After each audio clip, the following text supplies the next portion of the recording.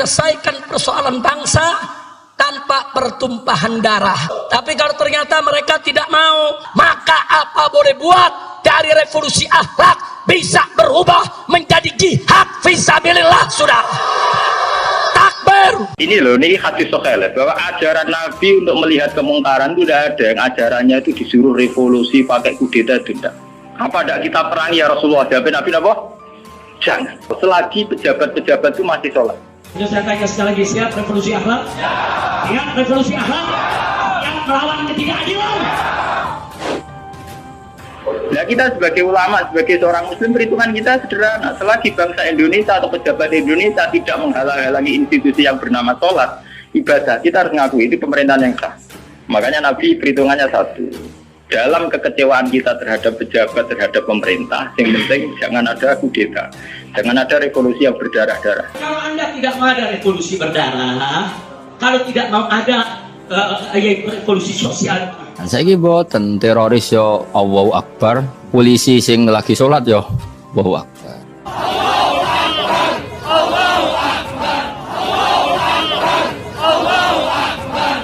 Terus kue PD piye? Ora jelas ya kita sikape ya ora jelas. Saiki nganggo hukum sosial sing normal, nek apik ya diapiki. Sangatlah naif kalau jaksa penuntut umum yang menyidangkan perkara terdakwa dan kawan-kawan dikatakan orang bodoh, bebal, tumpul otaknya, tidak mengerti. Kami jaksa penuntut umum yang menyidangkan perkara terdakwa adalah orang-orang intelektual yang terdidik dengan berpredikat pendidikan rata-rata strata 2 dan berpengalaman puluhan tahun di bidangnya. Sidang kemarin dibuka oleh hakim, ditutup oleh hakim. Oke, saya sampaikan kepada hakim. Selesai. Kurang hebatnya FPI itu dipimpin oleh seorang Habib. Itu di Jakarta juga ada kuat besar. Kalau niat baik semua umat Islam sedunia punya niat baik semua. Seorang terdakwa yang disebut-sebut sebagai panutan menggunakan kata-kata di luar dari sifat seorang panutan dengan menggunakan kalimat yang menjijikan adalah hanya diberikan kepada sesuatu yang jorok. Ngancam mengepung lonte, polisi kalang kabut jagain lonte, iya. Kacau. Lonte hina Habib digagak polisi.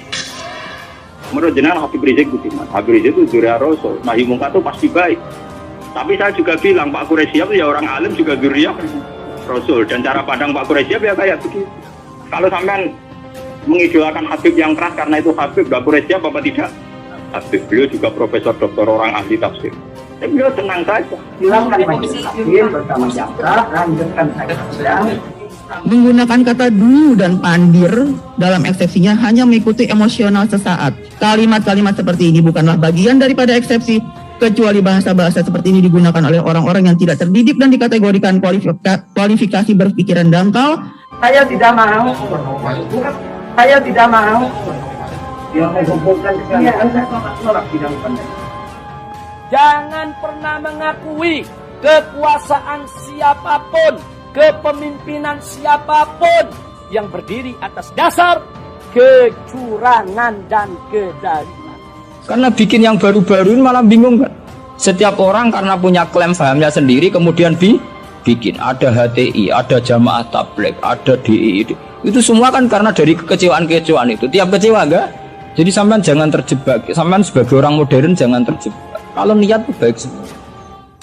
Tapi ketika Muni mempersatukan umat Islam dengan dia bikin organisasi sendiri dengan nama sendiri, itu nambahi jumlah perpecahan.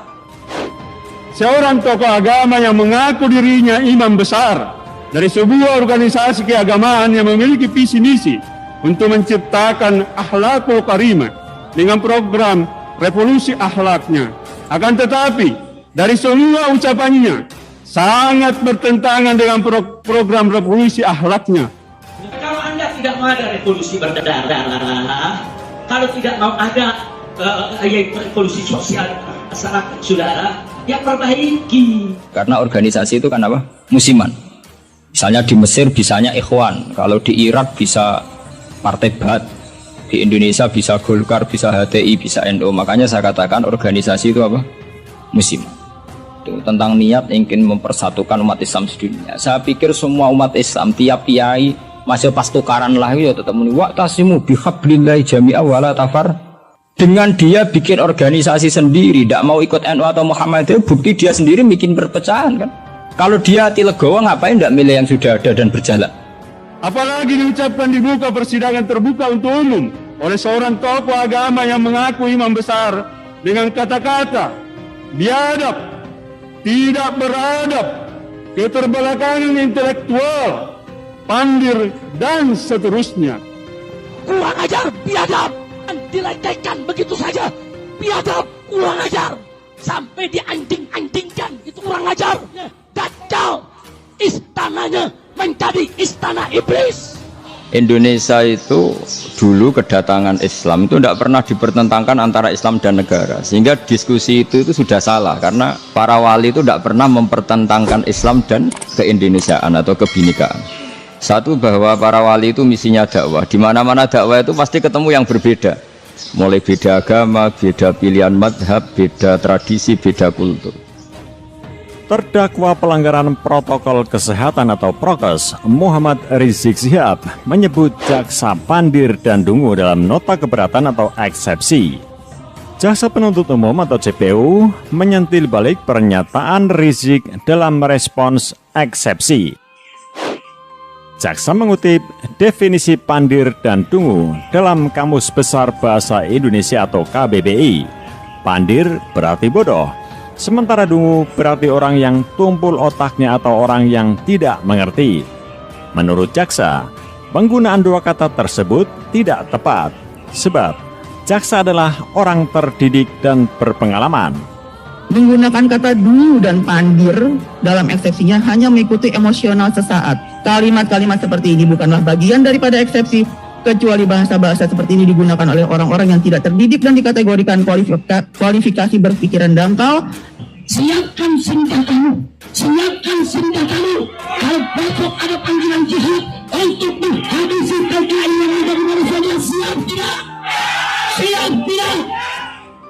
Sangat naif kalau JPU dikatakan orang bodoh. Kami adalah orang intelektual, rata-rata predikat strata 2 atau S2, tegas jaksa. Tidaklah seharusnya kata-kata yang tidak terdidik ini diucapkan, apalagi ditabalkan kepada jaksa penuntut umum. Sangatlah naif kalau jaksa penuntut umum yang menyidangkan perkara terdakwa dan kawan-kawan dikatakan orang bodoh, bebal, tumpul otaknya, tidak mengerti. Kami jaksa penuntut umum yang menyidangkan perkara terdakwa adalah orang-orang intelektual yang terdidik dengan berpredikat pendidikan rata-rata strata 2 dan berpengalaman puluhan tahun di bidangnya. Untuk itu sebagai pelajaran, jangan mudah menjustifikasi orang lain, apalagi meremehkan sesama. Sifat demikian menunjukkan akhlak dan moral yang tidak baik. Jangan pernah mengakui kekuasaan siapapun, kepemimpinan siapapun yang berdiri atas dasar kecurangan dan kezaliman. Kehadiran di persidangan adalah kewajiban, bukan hak. Jadi saudara tidak punya hak untuk walk out. Berarti Anda ingin menipu saya. Di lorong rutan ini Anda ingin jadikan sebagai bagian daripada ruang sidang. Jaksa meminta eks-pentolan Front Pembela Islam atau FPI itu tidak sembarangan menuding dan meremehkan orang lain. Sikap Rizik tersebut, kata jaksa, adalah cerminan akhlak dan moral seseorang. Keberatan terdakwa tersebut tidaklah termasuk bagian dari dalil hukum yang berlaku, melainkan hanya bersifat argumen terdakwa dengan menggunakan ayat-ayat suci Al-Quran dan hadis Rasulullah Sallallahu Alaihi Wasallam yang tidak menjadi padanan dalam penerapan pidana umum di Indonesia. Tapi nak ono jamaah apa MTA wonten apa Hizbut Tahrir wonten macam-macam niku. Mulane cocok ra cocok rasa mutu. Nek ora cocok ya aja gawe organisasi dhewe. Malah wae. Sing tercatat tuh ning depan 215 aliran teng Islam nggih. Makanya kriteria demokrasi itu di barat lah, demokrasi adalah hak untuk hidup, memilih agama, memilih kepercayaan. Tapi tetap pada bingkai aturan. Cuma aturan itu yang mereka tidak mau, milih Islam lah apa, milih konstitusi hukum positif, yaitu hukum-hukum legal-ilegal. Tapi tidak bisa hidup tanpa aturan, tidak bisa, karena tentu kita terkait sama hak orang lain. Rekam apa? Anda ini siapa? Rekam apa? Tolonglah Habib dulu supaya bisa berpikir dengan tenang.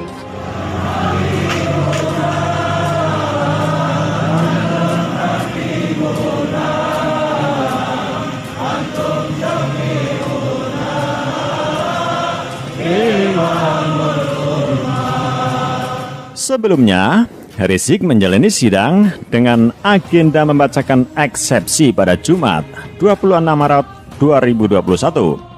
Salah satu petikan eksepsi itu mengatakan JPU sangat dungu dan pandir lantaran dianggap tak paham surat keterangan terdaftar atau SKT Front Pembela Islam atau FPI.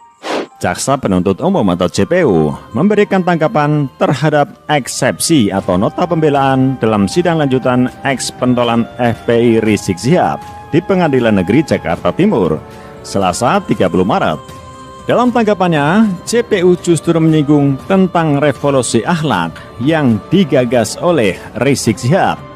Bahasa-bahasa pinggiran yang tidak patut seorang terdakwa yang disebut-sebut sebagai panutan menggunakan kata-kata di luar dari sifat seorang panutan, tetapi lebih mendominasi pada pikiran emosional dan tidak dewasa dengan menggunakan kalimat yang menjijikan adalah hanya diberikan kepada sesuatu yang jorok. Pusing, sampai lonte ikut-ikutan ngomong, ngancam mengepung lonte. Polisi kalang kabut jagain lonte, kacau. Lonte hina Habib dijaga polisi. Musinya lonte yang hina Habib, hina ulama, tangkap. Bukan dijagain. Polisi gawat, tapi ada ancaman Habib, maka lu tangkap. Ditangkap enggak, dijagain. Jangan-jangan minta jatah kali. Udah biarin lonte, biar rame lonte aja dah ngomong dia. Ketika kebenaran itu ternyata tidak sesuai dengan perilaku pejabat atau perilaku sebuah pemerintahan itu kayak apa? Bagaimana ketika kebenaran itu benturan dengan pejabat-pejabat yang korup, yang salah, dengan hukum-hukum pemerintahan yang salah, itu gimana? Bahwa saat demikian kita wajib ingkar tapi tidak harus perang. Ini panduan saat kita sebagai orang soleh ngadepi pejabat-pejabat yang nakal. Kalau saya ajak turun ke pung istana, siap tidak? Siap tidak? Takbir! Pemimpin ini bisa pejabat, bisa pemimpin kultural, pemimpin ormas, pemimpin umara, jamu amir. Ketika kita melihat pejabat yang mungkar, yang nggak bener, apalah nukotin hukum, ono to ora merangi kita hum ing umara. Napa boten diperangi nawon ya Rasulullah, kudeta mawon. Saya ingatkan kepada semua umat Islam, siapkan senjatamu, kalau besok ada panggilan jihad, siap tidak? Ini loh, ini hadis sahih bahwa ajaran Nabi untuk melihat kemungkaran itu tidak ada. Yang ajarannya itu disuruh revolusi pakai kudeta tidak. Apa tidak kita perangi ya Rasulullah? Jawab Nabi apa? Jangan. Selagi pejabat-pejabat itu masih sholat.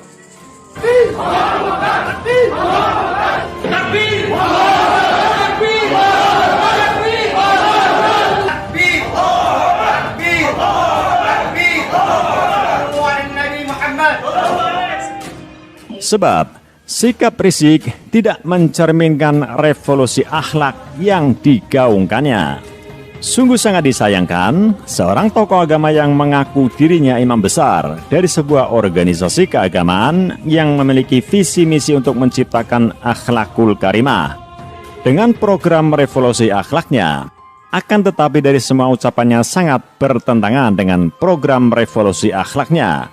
Karena Sungguh sangat disayangkan seorang tokoh agama yang mengaku dirinya imam besar dari sebuah organisasi keagamaan yang memiliki visi misi untuk menciptakan akhlakul karimah dengan program revolusi akhlaknya. Akan tetapi dari semua ucapannya sangat bertentangan dengan program revolusi akhlaknya. Nah inilah yang saya maksud, perlu kita melakukan revolusi akhlak. Itu saya tanya sekali lagi, siap revolusi akhlak? Siap revolusi akhlak yang melawan ketidakadilan. Kepada seluruh umat Islam Indonesia, ayo sama-sama revolusi akhlak. Ayo revolusi sekarang juga. Gelombang manusia, gelombang rakyat dari Sabang sampai Merauke akan melawan. karena sering merendahkan orang lain, dalam hal ini jaksa penuntut umum yang sering dimaki dan diumpat dengan kata-kata yang kurang pantas, kata JPU. karena sering merendahkan orang lain. Dalam hal ini, jaksa penuntut umum yang sering dimaki dan diumpat dengan kata-kata yang kurang pantas dari segi akhlakul karimah. Kalau Anda tidak mau ada revolusi berdarah, kalau tidak mau ada revolusi sosial masyarakat, saudara, yang perbaiki ketidakadilan itu bisa mengundang ada kelompok yang kalau saya salah dibiarkan.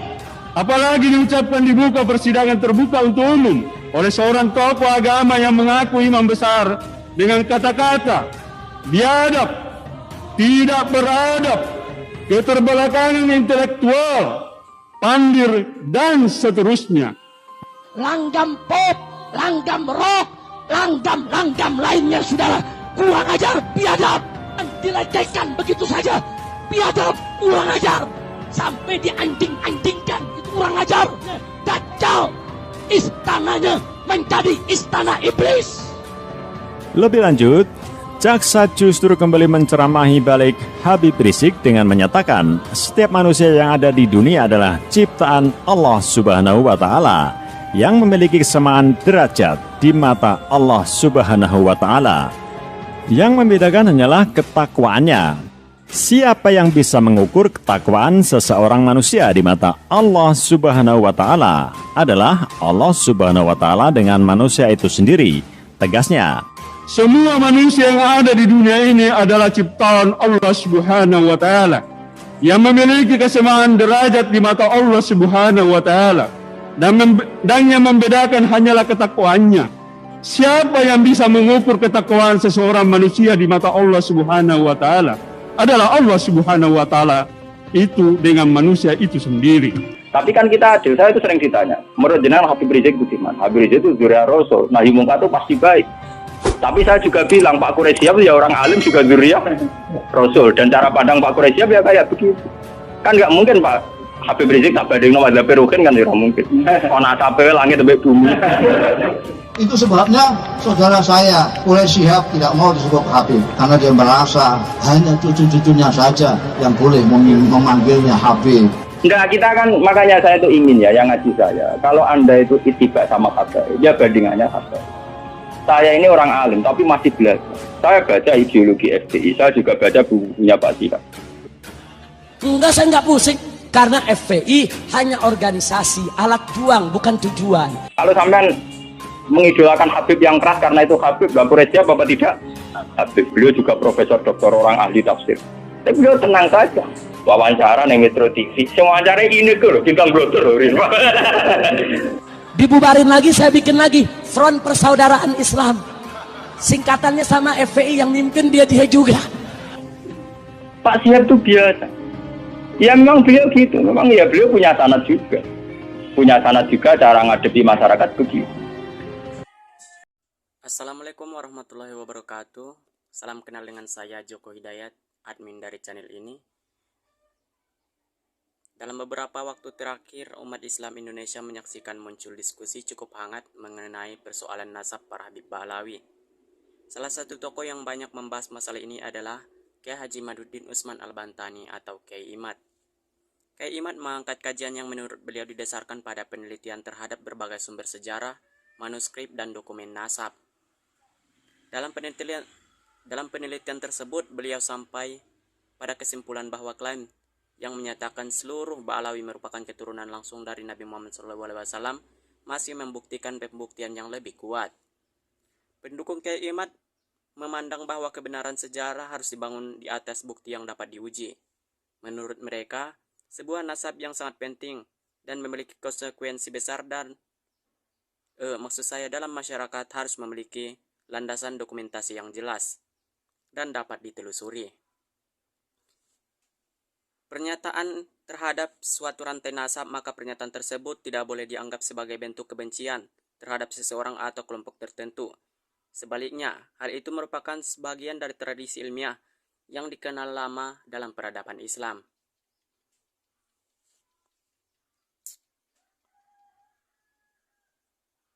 Para ulama terdahulu pun mengkaji sanad hadis riwayat sejarah, bahkan silsilah keluarga dengan sangat teliti. Dalam pandangan pendukung Kiai Imad, tidak ada seorang pun yang dapat keistimewaan hanya karena pengakuan semata. setiap klaim termasuk klaim keturunan harus dapat dipertanggungjawabkan atau diberikan bukti yang kuat. Karena itu, mereka menilai bahwa apa yang dilakukan Kiai Imad merupakan upaya akademik untuk mencari kejelasan sejarah. Mereka menganggap keberanian beliau dalam mengangkat isu yang sensitif patut dihargai sebagai bagian dari kebebasan ilmiah dan tradisi kritik yang sehat. Namun demikian, kita juga harus memahami bahwa banyak ulama, habib, dan peneliti lain yang tidak sependapat dengan kesimpulan tersebut. Mereka memiliki argumentasi, dokumen, dan kajian yang menurut mereka mendukung kesinambungan nasab Balawi hingga Rasulullah SAW. Maksud saya kesinambungan nasab Balawi hingga kepada Rasulullah SAW. Oleh sebab itu, penting untuk dipahami bahwa persoalan ini masih menjadi perdebatan di kalangan para peneliti dan ulama.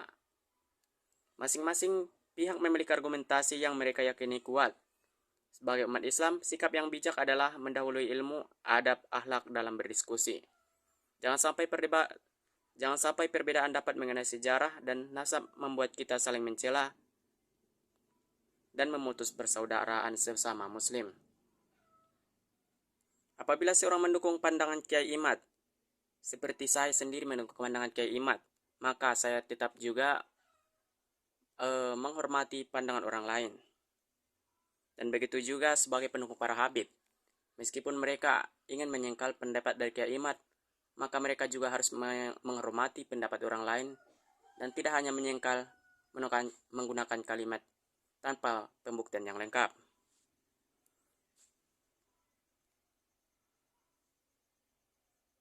Bantahan yang diberikan seharusnya berdasarkan ilmu, bukti, dan bukan caci maki antar serangan pribadi. Pada akhirnya, tujuan dari kajian sejarah bukanlah untuk meninggalkan satu kelompok dan merendahkan kelompok lainnya. Tujuannya adalah mencari kebenaran berdasarkan bukti yang paling kuat yang dapat ditemukan. Pendukung Kiai Imad seperti saya ini meyakini bahwa kajian beliau telah membuka ruang diskusi yang lebih kritis terhadap persoalan nasab. Kami memandang bahwa pernyataan-pernyataan yang diajukan oleh Kiai Imad layak untuk dijawab layak untuk dijawab dengan penelitian dan bukti yang kuat, bukan sekedar dengan emosi atau fanatisme.